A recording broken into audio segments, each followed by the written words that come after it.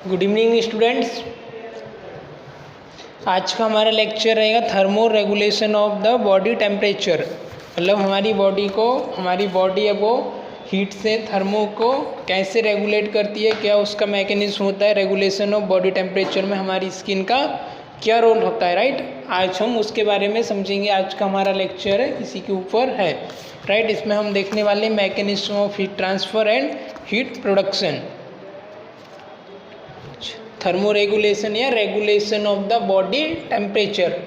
क्या देखेंगे आज के लेक्चर में हम?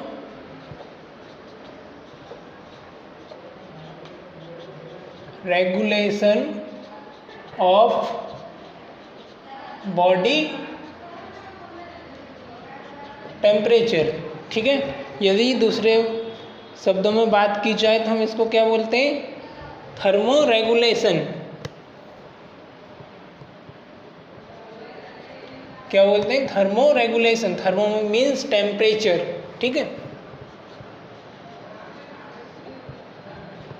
थर्मो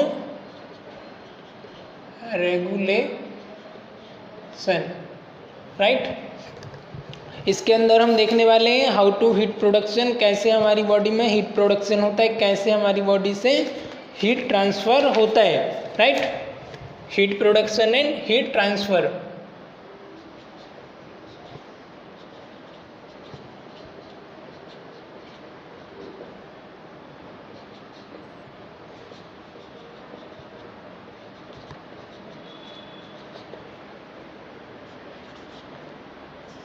क्या क्या देखने वाले हैं? Heat production and heat transfer और thermoregulation of body temperature, regulation of body temperature या थर्मो रेगुलेशन। तो स्किन की यदि बात की जाए तो स्किन हमारी एक्सटर्नल सरफेस की सबसे बड़ी ऑर्गन है, सबसे एक लार्जेस्ट ऑर्गन होती है। जैसा कि हम पिछले लेक्चर में भी इसके बारे में डिस्कस कर चुके हैं, इसके बारे में बात कर चुके हैं, ठीक है। आज के लेक्चर में समझने के लिए थोड़ा सा और हम देख लेते हैं किस तरीके से हमारा स्किन का स्ट्रक्चर होता है, राइट। तो स्किन का थर्मो रेगुलेशन समझने के लिए हमको स्किन का बेसिक पता होना चाहिए कि भाई कहाँ पर क्या चीज़ें हैं, कैसे स्किन हमारी थर्मो को टेम्परेचर को रेगुलेट कर रही है, राइट। अब देखिए, आप कभी भी किसी भी जगह पे जाते हो जहाँ पर टेम्परेचर बहुत कम हो, ठीक है, कूल टेम्परेचर हो, या विंटर के सीजन में आप देखते हो भाई ठंडी ज़्यादा हो रही होती है, राइट। या गर्मी के सीजन में आप देखते हो समर सीजन में कि गर्मी बहुत ज़्यादा है। तो ऐसा तो नहीं है कि आप गर्मी बहुत ज़्यादा है तो आपकी बॉडी का टेम्परेचर अचानक से एकदम से राइज हो जाएगा, ठीक है, ऐसा नहीं होता है, सॉरी।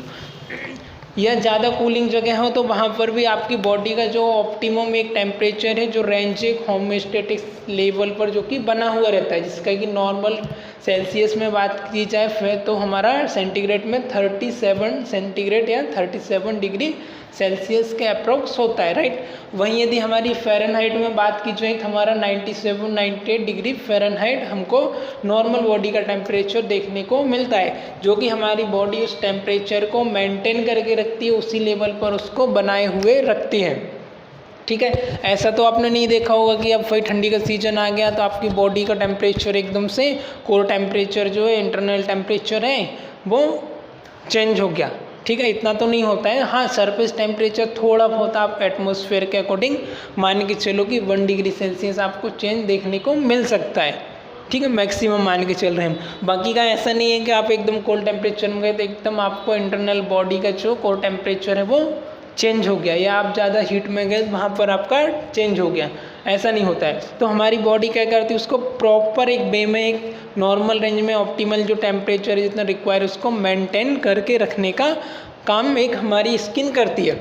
अब बात आती है कि भाई ये कैसे करती है ना। तो उसके बारे में हम देख लेते हैं कैसे मेंटेन करके रखती है। जैसे आपने देखा कि भाई ठंडी का सीजन है, बहुत कूलिंग आपको हवा चल रही है, बाहर ठंडी ठंडी हवा चल रही है और आपने कुछ भी स्वेटर्स वगैरह नहीं पहन रखा है, तो बॉडी का आपकी जो है, बॉडी से क्या होता है, आपकी हीट लॉस हो रही है। आपकी जो आउटर सरफेस की एयर है, कूल एयर, वो आपकी बॉडी से आके टकरा रही है, ठीक है। तो उस मैकेनिज्म को क्या बोलने हैं, आपकी बॉडी से क्या हो रहा है, उस समय हीट लॉस हो रहा है, राइट।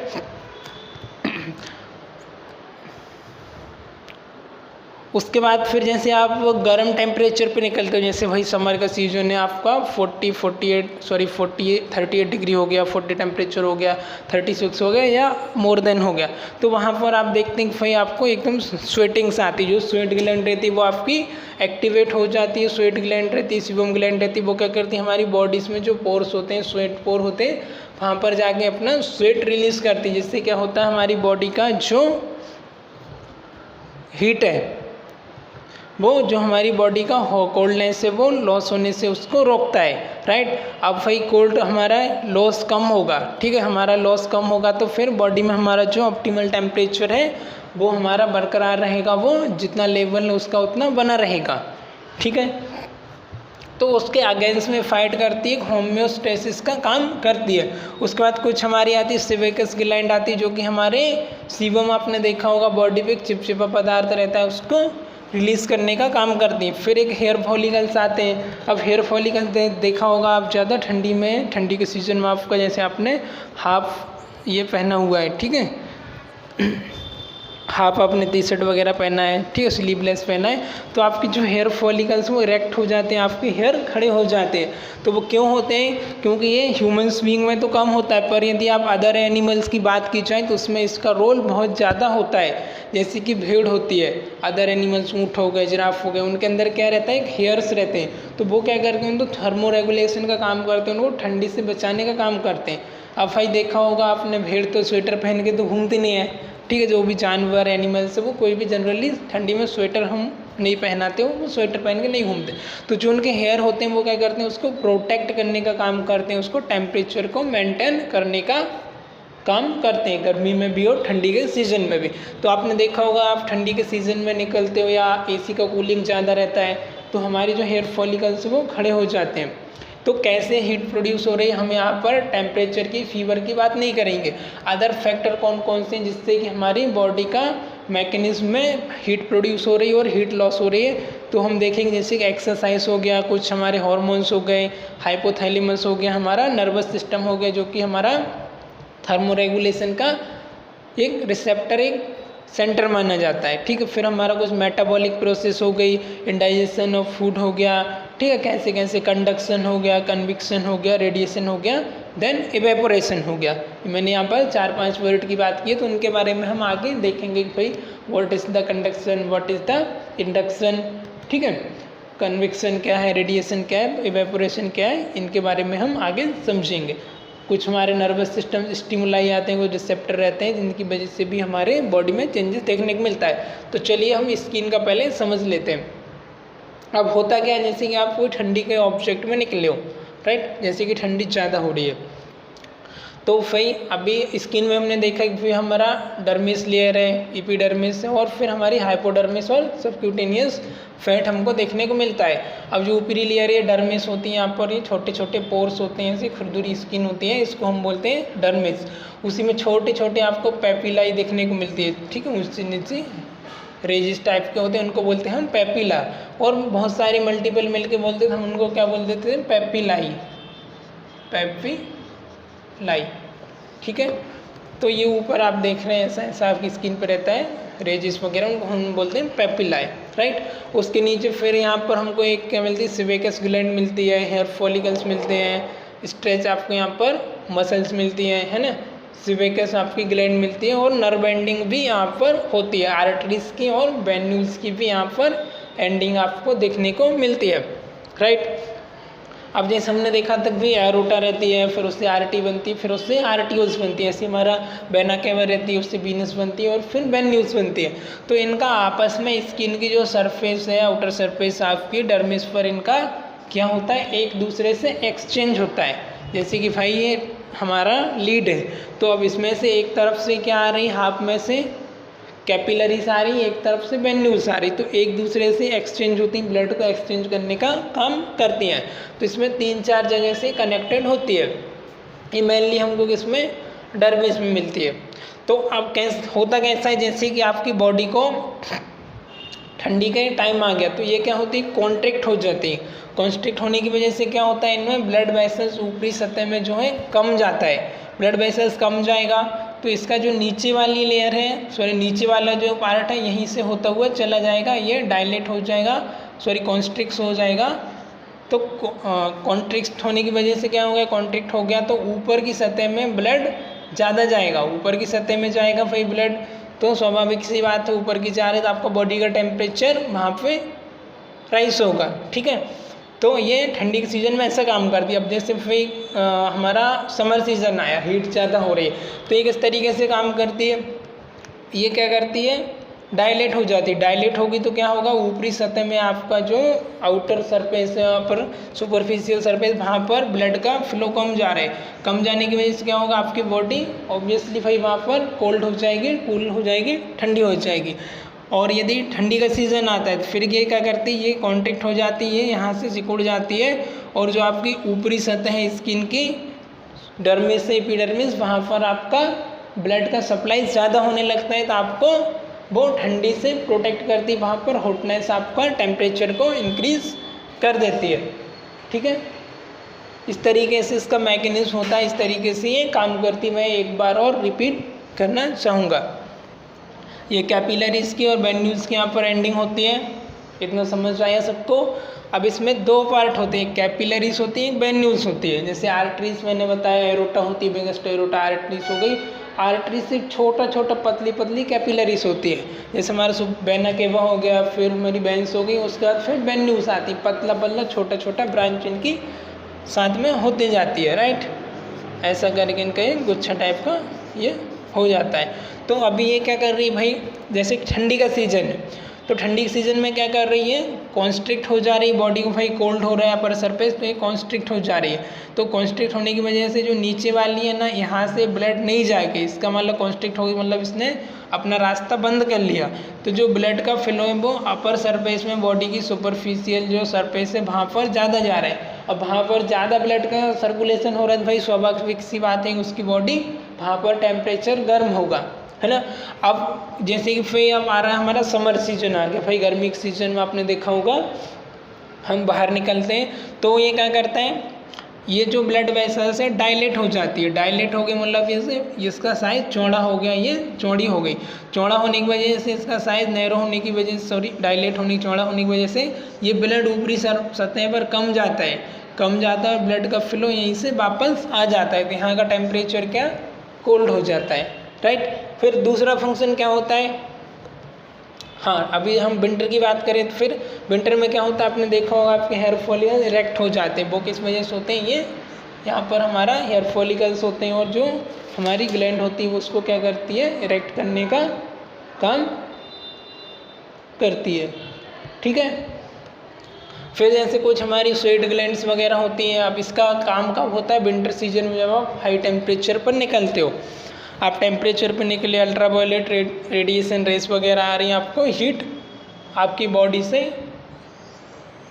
ट्रांसफ़र करना, बाहर करना है। ठीक है, तो ये क्या करती हैं भाई, हीट आपकी बॉडी से ट्रांसफ़र हो रहा है, तो ये क्या करती है, अपना जो स्वेट ग्लैंड एक्टिवेट होती है, और आपके जो स्वेट पोर होते हैं वहाँ पर पसीना आता है। पसीना आने की वजह से क्या होता है, आपकी बॉडी में हीट को, कोल्डनेस को स्टोर करके रखती है, और हीट को ट्रांसफ़र करती है, हीट को कम करती है, राइट। इतना समझ आया। फिर कुछ यहाँ पर स्ट्रेच मसल्स वगैरह होती हैं, हेयर फॉलिकल्स होते हैं, और ये दूसरा हमारे सेबेकस ग्लैंड होती है। और कुछ नर्व एंडिंग भी ऊपरी सतह पर भी हमको देखने को मिलती है, जो कि सेंसरी वगैरह सेंसेशन का काम भी करती है। आया समझ। कैसे कैसे भाई, कभी भी हम जैसे एक्सरसाइज करते हैं तो हमारे को पसीना ज़्यादा आता है, और उसकी वजह से क्या होती है, हमारी कैलोरी बर्न होती है, हमारी एनर्जी बर्न होती है। कोई भी हमने एक्सरसाइज किया तो हमारी बॉडी के अंदर क्या होता है, हीट प्रोड्यूस होता है। Exercise, strenuous exercise increase metabolic rate up to 15 time the basal metabolic rate BMR up to 20 time in well trained athletic. मतलब 15 से 20 टाइम क्या होता है, हमारी जो बॉडी का मेटाबॉलिक रेट है वो इंक्रीज हो जाता है। और मेटाबॉलिक रेट इंक्रीज हुई, मेटाबॉलिक मतलब आपने जो भी फूड सब्सटेंस वगैरह खाया, खाना पीना खाया, वो कहाँ जाता है, आपकी कैटाबोलाइज होता है, दांतों से चबाया कैटाबोलाइज हो गया। फिर एनाबोलाइज होता है कुछ, उसमें HCl, रेनिन, पेप्सिन जो एंजाइम होते हैं, डाइजेस्टिव एंजाइम, वो आपकी ज्यूजेनम हो गया, ड्यूडेनम हो गया, और स्टोमक में जाते जाते एंजाइम का सीक्रेशन गॉल ब्लैडर से हो गया, स्टोमक की वॉल से हो गया, लीवर से हो गया, वो सब हो जाते। आफ्टर डेट ये कहाँ जाता है, फिर हमारी स्मॉल इंटेस्टाइन में जाता है, लार्ज इंटेस्टाइन में जाता है। तो ये क्या करता है, वहाँ पर इनका मेटाबॉलिज्म होता है। मेटाबॉलिज्म मतलब जो भी न्यूट्रिएंट वगैरह हैं, जो भी अच्छे अच्छे पदार्थ हैं, सब्सटेंस हैं, उनको एब्जॉर्ब करके और हमारी ब्लड स्ट्रीम में उनको ट्रांसफ़र करने का काम भी जो होता है, इसको क्या बोलते हैं, मेटाबॉलिज्म। एक बार और रिपीट करता हूँ, जैसे कि आपने कुछ भी सब्सटेंस फूड वगैरह लिया, पहले आपने कैटाबॉलिज्म किया, मतलब पत्ते पत्ते उसमें कुतुर दिया, उसका मीनिंग होगा कैटाबॉलिज्म। आफ्टर दैट फिर वो क्या जाता है, ज्यूजेनम हो गया, हमारी स्टोमक हो गया, ड्यूडेनम हो गया, वहाँ पर जाता है जैसे लार हो गई, हमारी सलाइवा हो गया, रेनिन हो गया, पेप्सिन हो गया, HCl हो गया, बिलरुबिन वगैरह, जो भी हमारे एंजाइम वगैरह सीक्रेट होते हैं, HCl, रेनिन, पेप्सिन, वो क्या करते हैं, उसको थोड़ा सा वहाँ पर उसको सेमी सॉलिड कर देते हैं, थोड़ा सा उसको डाइजेस्ट कर देते हैं, ठीक है। फिर आफ्टर दैट ये क्या होता है, मेटाबॉलिज्म होने के लिए हमारी स्मॉल इंटेस्टाइन, लार्ज इंटेस्टाइन में जाता है, वहाँ से जो भी न्यूट्रिएंट हैं, जो भी पोषक तत्व हैं, वो उनको अफसोस कर लिया जाता है, अवशोषित करके हमारी ब्लड स्ट्रीम में उसमें उनको वापस से रीअब्जॉर्ब करके भेज दिया जाता है। आइए इतना समझ। तो इससे क्या हो रहा है भाई, आप एक्सरसाइज कर रहे हो तो आप देख रहे हो फिर कोई भी आप वर्कआउट करते, स्वेटिंग होती है, साथ ही साथ आप खाना भी, डाइट भी ज़्यादा लेते हो। तो आप डाइट ज़्यादा ले रहे हो, आपकी एनाबॉलिज्म, मेटाबॉलिज्म, कैटाबॉलिज्म का जो मेटाबॉलिज्म का प्रोसेस है वो भी इंक्रीज हो रहा है, कितना, 15 से 20 टाइम। फिर आता है हार्मोन, जैसे कुछ हमारे हार्मोन हो गए, थायराइड हार्मोन हो गए, T3 हो गया, T4 हो गया। इनका मेन रोल होता है कि हमारे BMR, बॉडी मेटाबॉलिक रेट जो होता है उसको इंक्रीज़ कर देते हैं, और ब्लड लेवल जो थायराइड हार्मोन है उसको भी राइज कर देते हैं। The response takes several days to produce the effect increase in BMR in the part of stimulating aerobic respiration, leading to the more heat production and rise the in body temperature. Testosterone, insulin and human growth hormone can increase the metabolic rate by the अब क्या होता है, जो हमारे hormones हैं, जैसे कि हमारा टेस्टोस्टेरोन हो गया, इंसुलिन हो गया, राइट, ह्यूमन ग्रोथ हार्मोन हो गए, और जो हमारी थैलेमस से हाइपोथैलेमस जो हमारा मेन फंक्शन होता है उसका थर्मोरेगुलेशन का, क्या करती है, T3 और T4 को रिलीज़ करती है, जिससे हमारी बॉडी का मेटाबॉलिक रेट जो है इंक्रीज़ होता है। और मेटाबॉलिक रेट इंक्रीज़ होगा तो स्वाभाविक सी बात भाई, हम एनर्जी हो गया, किलो कैलोरी हो गया, वो सब न्यूट्रिएंट ज़्यादा मात्रा में लेंगे, ज़्यादा मात्रा में लेंगे तो फिर बॉडी का टेम्परेचर भी, एनर्जी जो है फिर उसके फॉर्म में एक्टिवेट होगी, तो हमारी बॉडी का टेम्परेचर कैलोरी के माध्यम से इंक्रीज होगा, सिंपल सी बात है। फिर हमारा आता है नर्वस सिस्टम, स्ट्रेसफुल स्टिमुलाई और exercise stimuli, the sympathetic division of the autonomic nervous system ANS, it's postganglionic neurons release norepinephrine and it also stimulate the release of epinephrine and NE. Why the adrenal medulla, both of these hormone increase the metabolic rate of the body cells, right। अब क्या हो रहा है nervous system से, जैसे कि हमारा autonomous जो नर्वस सिस्टम है, सिंपैथेटिक डिवीजन का, जो कि एक हमारा पार्ट होता है, ठीक है, जो क्या करता है, हमारे पोस्टागैंग्लियोनिक न्यूरॉन्स होते हैं, वो रिलीज़ किसको करते हैं, नॉरएपिनेफ्रिन को रिलीज़ करते हैं, जिसको हम इंडिकेट करते हैं NE, norepinephrine. Stimulate the release of, जो किसको स्टिमुलेट करता है, फिर इपिनेफ्रिन को, जो कि हमारी एड्रिनल ग्लैंड मेड्यूला होता है उससे रिलीज होता है।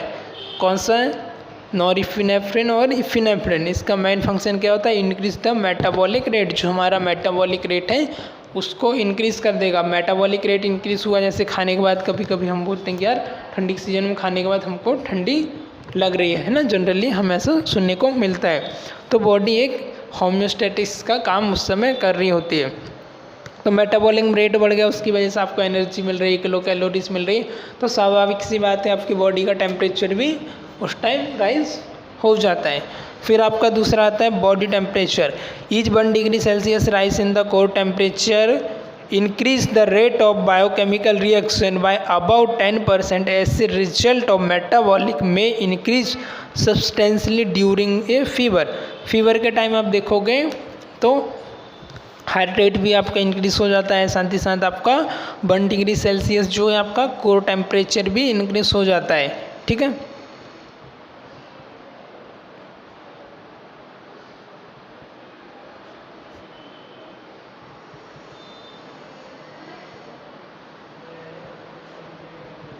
जैसे फीवर के टाइम आपका मेटाबॉलिक रेट इंक्रीज हुआ तो उस समय क्या होता है आपका 10% यदि आपका BMR मेटाबॉलिक रेट इंक्रीज हो रहा है तो आपका 1 डिग्री सेल्सियस की यदि बात की जाए तो 1 डिग्री सेल्सियस आपका टेम्परेचर उसके साथ साथ रिलीज होता है। कितना? 10 पे 1। 10 यदि आपका मेटाबॉलिक रेट इंक्रीज हो रहा है तो आपका 1 डिग्री फ़ारेनहाइट 1 डिग्री सेल्सियस आपका टेम्परेचर आपको राइज देखने को मिलता है। फिर आपका इंजेक्शन ऑफ फूड,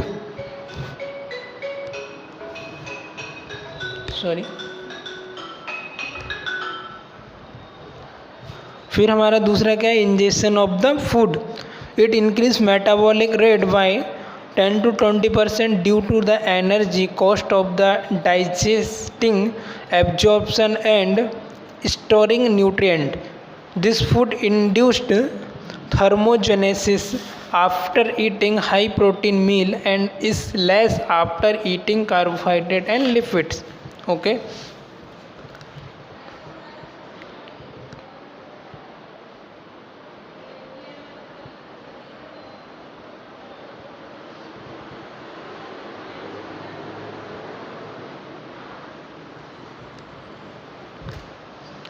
जैसे कि हमने देखा होगा कि हम जैसे कि मेनली किसका हाई प्रोटीन मील इनटेक कर रहे हैं, हाई प्रोटीन जिसमें ऐसा खाना कार्बोहाइड्रेट हो गया, लिपिड हो गया, ऐसा खाना हम इसको ले रहे हैं, ठीक है, जिसमें क्या क्या ज़्यादा हो रहा है हमारा लिपिड हो गया, कार्बोहाइड्रेट हो गया और हाई प्रोटीन हो गया। ऐसे फूड को हम ले रहे हैं, देखा रहा है हमारा मेटाबॉलिक को 10 to 20% में क्या कर रहा है? इंक्रीज़ कर रहा है, जिसकी वजह से क्या हो गया? Due to energy cost of digesting, absorbing and nutrient. भाई आपने ज़्यादा वो लिया तो सिंपल सी बात, इसमें आपका डाइजेशन हो गया, एब्जॉर्प्शन हो गया और जो न्यूट्रिएंट को स्टोरेज करने की कैपेसिटी है वो इंक्रीज़ होगा, तो आपकी बॉडी का टेम्परेचर भी वहाँ पर बढ़ेगा।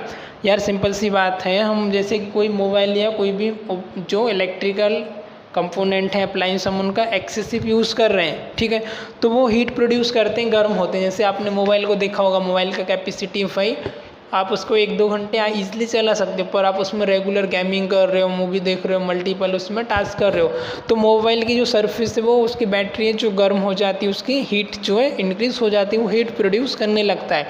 चार्जिंग भी लगा के आप मोबाइल चला रहे हो, तो ऐसे ही हमारी बॉडी का भी सिंपल सा होता है। यदि आप ज़्यादा वर्कआउट कर रहे हो, एक्सरसाइज वगैरह कर रहे हो, ठीक है, ज़्यादा मात्रा में फूड ले रहे हो, आपका मेटाबॉलिज्म एनाबॉलिज्म बढ़ रहा है, तो भाई बॉडी फंक्शन उतना ज़्यादा कर रही है, उसको एब्जॉर्ब करने का काम कर रही है, किडनी का फंक्शन बढ़ रहा है, हार्ट रेट का फंक्शन बढ़ रहा है। आप जैसे सीढ़ियाँ चढ़ते हो 4-5 मंजिला ऊपर, तो आपकी बॉडी का हार्ट रेट इंक्रीज होता है, टेम्परेचर, तो वो स्वाभाविक सी बात है, हीट प्रोड्यूस बॉडी करती है। उसी के साथ साथ हमारे जैसे कुछ एज रिलेटेड फैक्टर हो गए।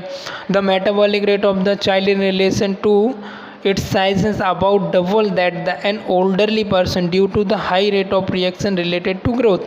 अब एज रिलेटेड क्या रहता है? ग्रोथ फैक्टर रहता है, ग्रोथ भी अच्छी हो रही होती है, साथ ही साथ मेटाबॉलिक रेट है जो चाइल्ड का ज़्यादा रहता है as comparison to old human रहता है, उनसे डबल रहता है, तो बॉडी टेम्परेचर भी थोड़ा सा हमको ज़्यादा देखने को मिलता है।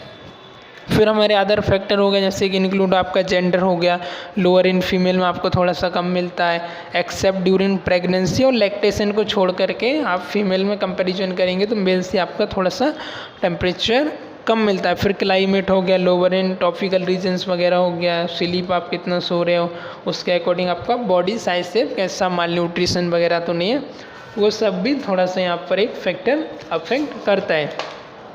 फिर मैकेनिज्म ऑफ हीट ट्रांसफ़र, ये तो हमने देखा कि भाई बॉडी में हमारे हीट प्रोडक्शन कैसे हो रहा है, हीट प्रोडक्शन हमने देख लिया। अब अगली हम बात करेंगे कि हीट ट्रांसफ़र कैसे हो रहा है। अभी प्रोडक्शन मतलब हीट कैसे बन रहा है, अब इसको कैसे ट्रांसफ़र हो रहा है उसके बारे में हम समझने की कोशिश करेंगे, ठीक है। आई होप इतना सबको समझ आया होगा, तो हम आगे का पढ़ते हैं। आया समझ? आगे बढ़ें फिर हम, ठीक है। कोई डाउट हो तो फिर आप मुझे मैसेज कर सकते हो या कमेंट बॉक्स में आप कमेंट कर सकते हो। मेरा मेन उद्देश्य पर्पस है कि आपको सिंपली लेक्चर पसंद आना चाहिए, लेक्चर आपको समझ आना चाहिए, जो भी कॉन्सेप्ट है वो आपको क्लियर समझ आना चाहिए, ठीक है। फुली थोड़ा सा लेंदी हो रहा है लेक्चर, पर मेन पर्पस हमारा है कि आपको कॉन्सेप्ट एक एक करके क्लियर होना चाहिए। मेन चीज़ एक भाई समझ आना चाहिए कैसे वर्क कर रहा है, मैं जो भी समझा रहा हूँ वो चीज़ें आपको क्लियर होना चाहिए कॉन्सेप्ट, ठीक है। अब भाई मैकेनिज्म ऑफ हीट ट्रांसफ़र, अब कैसे हमारी बॉडी से हीट ट्रांसफ़र होता है हम उसके बारे में देखते हैं, ठीक है। 2 मिनट का हम ब्रेक लेते हैं, तब तक आप एक बार इसको रिव्यू कर लो, रिवाइज करो मैंने कौन कौन सा इसमें आपको पॉइंट सिखाए।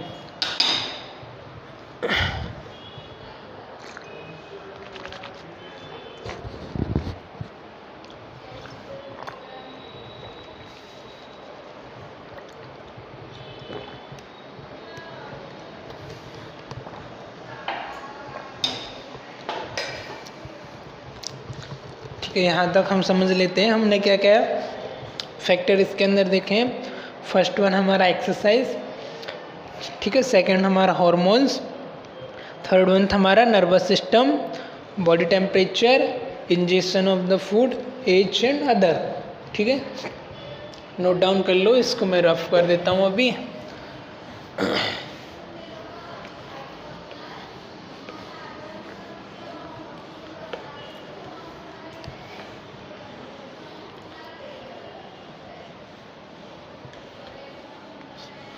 अभी हम समझेंगे, हमने अभी कौन कौन सा समझे।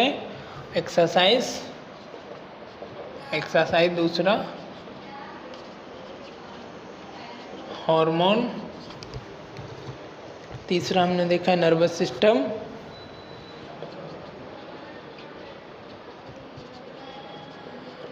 सिस्टम, फोर्थ हमने देखा है बॉडी टेम्परेचर,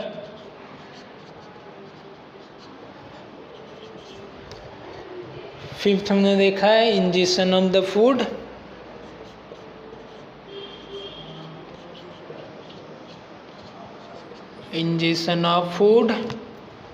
फिर हमने अगला देखा था एज के अकॉर्डिंग भी अलग अलग रहता है फी टेम्परेचर। उसके अलावा अदर फैक्टर में हमने देखा था 6 नंबर का अदर फैक्टर, ये आपको नोट डाउन करना है, आपको ये पॉइंट रिमेंबर रहना चाहिए। अदर फैक्टर एक बार और रिपीट करता तो एक्सरसाइज देखा है हमने, हार्मोन देखा था, नर्वस सिस्टम देखा था, बॉडी टेम्परेचर देखा था, injection of food, age. Other factor में हमने कुछ चीज़ें देखी थी, जैसे कि आपका मेल फीमेल हो गया, जेंडर हो गया, ठीक है, लोअर ट्रॉपिकल रीजन हो गया, स्लीप हो गया, माइल्ड न्यूट्रिशन, लैक्टेशन मदर, ये सब हमने देखा है। ठीक है, अगला हम देखते हैं mechanism of heat transfer. Heat transfer का क्या मैकेनिज्म है, कैसे हीट हमारी बॉडी से ट्रांसफ़र होती है।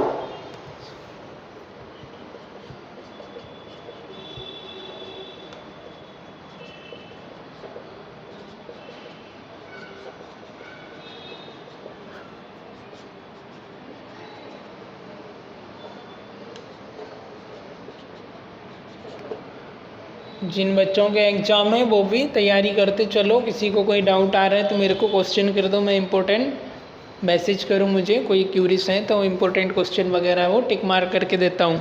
तो एग्ज़ाम की प्रिपरेशन अच्छे से करो, अभी से शुरुआत कर दो, ठीक है, तो बाद में स्ट्रेस एंजाइटी नहीं होगी, ज़्यादा आपको लोड नहीं रहेगा, थोड़ा थोड़ा करके आराम से उस चीज़ को पढ़ते चलो। और जिनको भी अभी तक वीडियोस वगैरह नहीं मिल रही वो चैनल वगैरह सब्सक्राइब कर लो, मेल वगैरह चेक करो अपना प्रॉपर, ठीक है। फिर हमारा दूसरा mechanism of heat transfer. Heat can be transfer from the body to its surrounding in the 4 ways by conduction, convection and relation and evaporation, sorry radiation. कौन कौन से द्वारा ये ट्रांसफ़र हो रही, बाय किसके द्वारा। फर्स्ट हमारा कंडक्शन,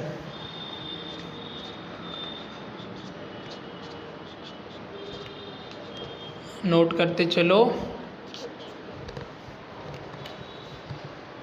फर्स्ट हमारा मैकेनिज्म है कंडक्शन, कन्वेक्शन, फिर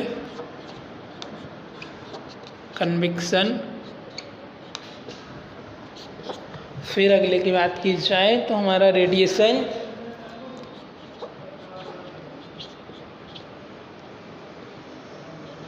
कौन सा, radiation, evaporation,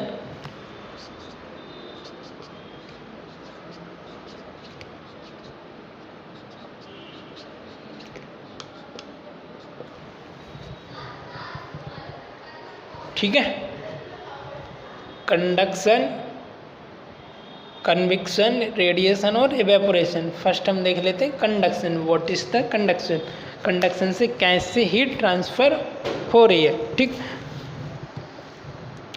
At rest, about 3% of the body heat is lost by conduction to solid material in contact, example chair, clothing and jewelry. Heat can also be gained by conduction, example while soaking in a cloth, okay, to tough as conduct heat 20 times more effectively than air. Heat exchange is much greater when body is submerged in cold or hot water.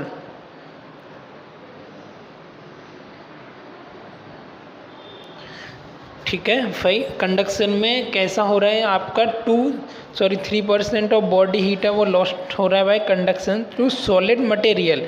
यदि आप कितना 3% approx मान के चलते हैं 3%, जब भी आप कोई भी हार्ड मटेरियल के कांटेक्ट में आ रहा है, जैसे आप भाई चेयर के ऊपर बैठे रहते हो, ठीक है, ठंडी के सीज़न में आपने देखा होगा आप चेयर के ऊपर बैठे हो तो कुछ समय बाद आप चेयर के ऊपर से उठते हो, आधे घंटे 1 घंटे बाद वो चेयर गर्म रहती है कि नहीं।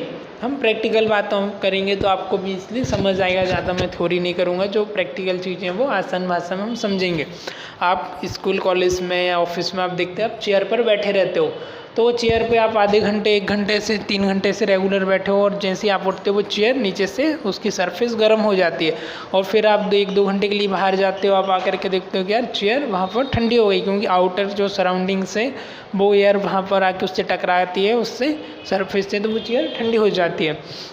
तो चेयर पे आप बैठे हो तो आपकी बॉडी का जो हीट है वो, और जैसे कुछ क्लॉथ वगैरह आपने पहने हो, तो क्लॉथ आपने पहना है तो वो क्लॉथ गर्म हो रहा है, बॉडी की सरफेस से टकरा रहा है तो वो गर्म हो रहा है। जैसे ही वो क्लॉथ आप निकाल देते हो तो आपको लगा अरे एकदम गर्म रहता है, कुछ समय तक वो बाहर रखा रहता है तो फिर बाद में वो ठंडा हो जाता है। तो अबाउट कितना हमारा 3% बॉडी का जो हीट है वो सॉलिड मटेरियल में ट्रांसफ़र हो जाता है, ठीक है। 20 time more effective than the, ऐसे water conduction heat 20 time more effective than air. कुछ ऐसे वाटर होते हैं जैसे टब में आपका सोकिंग वाटर हो गया, हुक वार्म वाटर हो गया, आप उसमें पैर डिप करके रखते हो, हाथ डिप करके रखते हो गर्म वाटर में या कोल्ड में। गर्म में रखोगे तो आपकी बॉडी में हीट ट्रांसफ़र होता है और कोल्ड में रखोगे तो आपकी बॉडी में कोल्ड लो जो टेम्परेचर है वो ट्रांसफ़र होता है। ये हमारी एयर से कितना 20 टाइम मोर इफेक्टिव होता है। एयर जैसे आप गर्म एयर में आपने हीटर लगाया तो आपकी बॉडी का टेम्परेचर गर्म होता है, यदि उसी की जगह ठंडा है जैसे अभी AC चल रहे हैं तो हमारी बॉडी का टेम्परेचर कम होता है, ठीक है। तो ये हमारे कंडक्शन के अंदर आता है। फिर हमारा हो गया कन्विक्शन। कन्विक्शन में क्या हो गया, when cool air make contact with the body it become warm. जैसे कूल एयर हो रही वो हमारी बॉडी से आकर टकरा रही ठंडी सीजन में, तो वो क्या हो रही वहाँ से वार्म हो जाती है, ठीक है। क्यों? क्योंकि होमोस्टेसिस का इसके अगेंस्ट में बॉडी हमारे फंक्शन करती है। Less dense and carry away the convection current created as the less dense air rises, the faster the air move, the faster the rate of convection. At rest, about 15% of the body heat is lost to the air by conduction and convection. Conduction and conviction की जो process उसमें आपकी body का कितना 20% जो है heat वो body से 15% जो है अबाउट अप्रॉक्स वो कितना लॉस होता है। जैसे कन्विक्शन में आप कूल एयर के कांटेक्ट में आ रहे हो तो आपकी बॉडी से क्या हो रहा है, हीट आपकी बॉडी से लॉस हो रहा है, ठीक है। आप जैसे गर्म एयर के कांटेक्ट में आ रहे हो तो आपकी बॉडी से जो कोल्डनेस है वो आपका लॉस हो रहा है, ठीक है। तो ये होता है हमारा कन्विक्शन। फिर रेडिएशन की बात करें हम, in cooler surroundings body loses heat by radiating more infrared waves then absorbed from cooler object. It warmer surrounding body absorb more heat than it's lost by radiation. In a room at 21 degrees Celsius, about 60% of the heat loss occur by radiation in a resting person.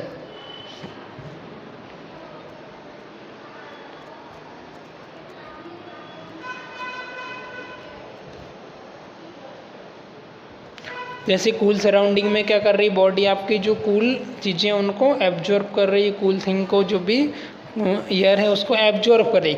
अब absorb करने के बाद body क्या कर रही है, उसको heat को रेडिएट कर रही है, उसको वापस से छोड़ रही है। ठीक है, body loses heat by radiating. जैसे रेडिएशन की जो प्रोसेस होती है एक्सरे में आप देखते हैं अल्ट्रावायलेट रेडिएशन होता है, तो बॉडी क्या कर रही है, अगेंस्ट उस चीज़ को एब्जॉर्ब करने के बाद हीट को छोड़ रही है, हमारी बॉडी में टकरा रहा है, गर्म हो रहा है, गर्म होने के बाद फिर क्या कर रही है, रेडिएट कर रही है हीट्स को, वेव्स को रेडिएट कर रही है। Then it absorb from the cooler object, बाद में क्या कर रही है, जो कूलर ऑब्जेक्ट हैं, कूल चीज़ें आपका सराउंडिंग से, उनसे उसको एब्जॉर्ब कर ले, एब्जॉर्ब करने के बाद उसको रेडिएट कर रही है। In warmer surroundings body absorb more heat than is lost by radiation. क्या कर रही, रेडिएशन के थ्रू लॉस कम हो रहा है, राइट, हीट का लॉस कम हो रहा है, पर ज़्यादा क्या कर रही है बॉडी हमारी, उसको एब्जॉर्ब कर रही है और हीट को छोड़ कम रही है। ठीक है, तो इससे भी क्या हो रहा है, रेडिएशन की प्रोसेस के द्वारा भी हमारी बॉडी से हीट का ट्रांसफ़र हो रहा है। ठीक है,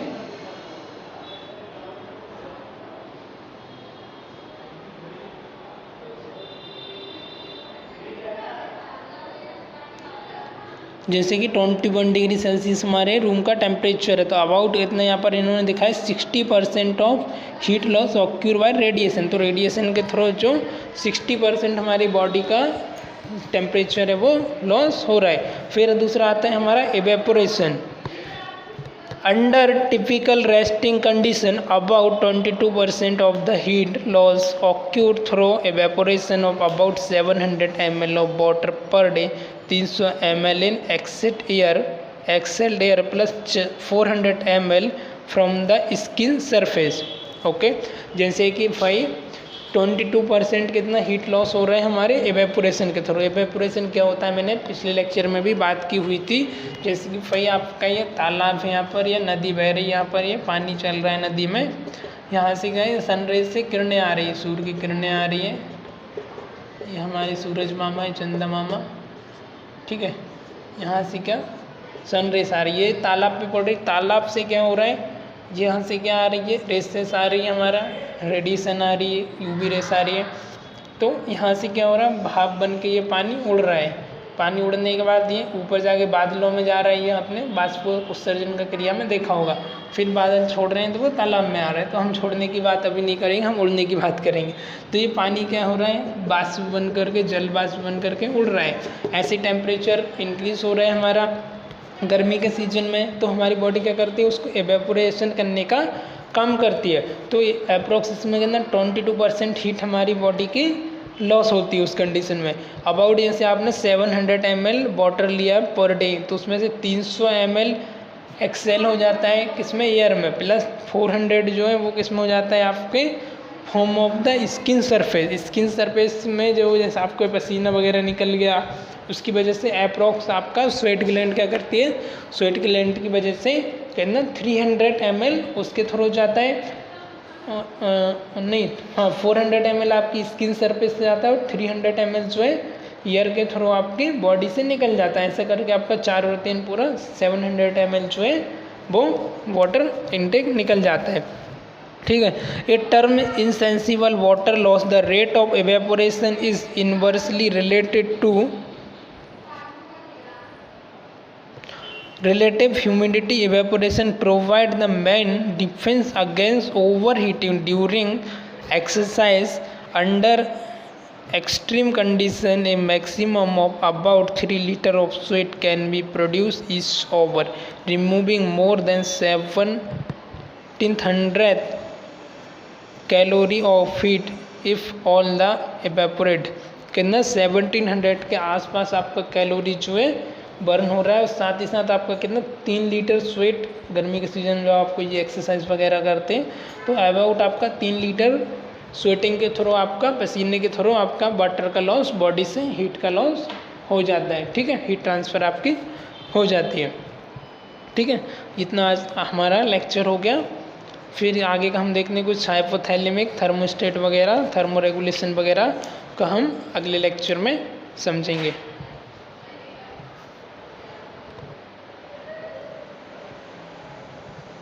चलिए, तो आज का हम इसको समाप्त कर लेते हैं, हमने क्या क्या देखा है। फिर आगे का हम इसमें कल के लेक्चर में देखेंगे hypothalamic thermostat, thermo regulation, hypothalamus है वो किस तरीके से कर रहा है, थोड़ा सा हमारा रह गया है, फिर हम इसको कवर कर लेते हैं अगले लेक्चर में। ठीक है, हमने आज देखा है फर्स्ट वन हमने कौन सा देखा है, हीट प्रोडक्शन में एक्सरसाइज देखा है, हार्मोन्स देखे थे, नर्वस सिस्टम देखा था दोस्तों। उसके बाद हमने देखा था body temperature, injection of food, कौन सा, exercise, hormones, nervous system, body temperature, injection of food, age, then other factor हमने मेल वगैरह, जेंडर वगैरह ये सब देखा था, स्लीप हो गया और हमारा माल न्यूट्रिशन। फिर हमने मैकेनिज्म ऑफ हीट ट्रांसफर में देखा था कंडक्शन, कन्विक्शन, इवेपोरेशन, कौन सा, कंडक्शन, आप कोई भी हार्ड सरफेस से मटेरियल से कांटेक्ट हो रहा है वो कंडक्शन में हो गया। कन्विक्शन में बॉडी आपका कूल ऑब्जेक्ट वगैरह या आपसी बॉडी से आके सरफेस से आपकी स्किन से टकरा रही है वो हो गया। रेडिएशन में आपकी बॉडी जो हीट को वापस से छोड़ रही है वो आ गया आपका। इवेपोरेशन में जो इवेपोरेशन की प्रोसेस होती है जल वाष्प की, जो कि आपकी स्वेटिंग वगैरह के थ्रू होती है, वो आपका आगे जैसे आप देखते हो ठंडी सीजन में आपकी बॉडी डिहाइड्रेट वगैरह हो जाती है, तो आपकी बॉडी से जो है क्या होता है, इवेपोरेशन का प्रोसेस ज़्यादा हो जाता है। ठीक है, स्वेट ग्लैंड आपका उतना स्वेट नहीं छोड़ती, इसकी वजह से आपकी बॉडी डिहाइड्रेट वगैरह हो जाती है। आज के लेक्चर के लिए इतना ही, मिलते हैं फिर कल अगले लेक्चर में जिसमें हम थोड़ा सा हाइपोथैलेमिक का थर्मोस्टेट वगैरह देख लेते हैं। आज का भी वीडियो भी लंबा हो जाएगा। Thank you for today. I hope इतना सबको समझ आया होगा। थोड़ा सा आप गूगल करेंगे या बुक से पढ़ेंगे तो आपके जो भी कॉन्सेप्ट क्लियर हो जाएंगे। फिर भी कोई डाउट है तो आप मुझे मैसेज या कांटेक्ट कर सकते हो, कमेंट बॉक्स में आप कमेंट कर सकते हो। धन्यवाद।